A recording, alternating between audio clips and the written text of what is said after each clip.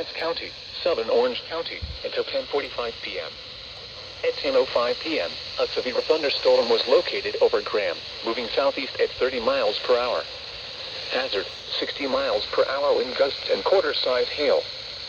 Source, radar indicated. Impact, hail damage to vehicles is expected. Expect wind damage to roofs, siding, and trees. Locations impacted include Chapel Hill, Burlington, Hillsborough, Carborough, Mebane, Paw River, Swepsonville, Efland, and Cane Creek Reservoir. This includes the following highways: Interstate 85 between mile markers 163 and 169.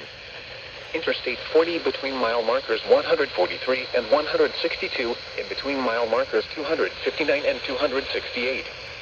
For your protection, move to an interior room on the lowest floor of a building.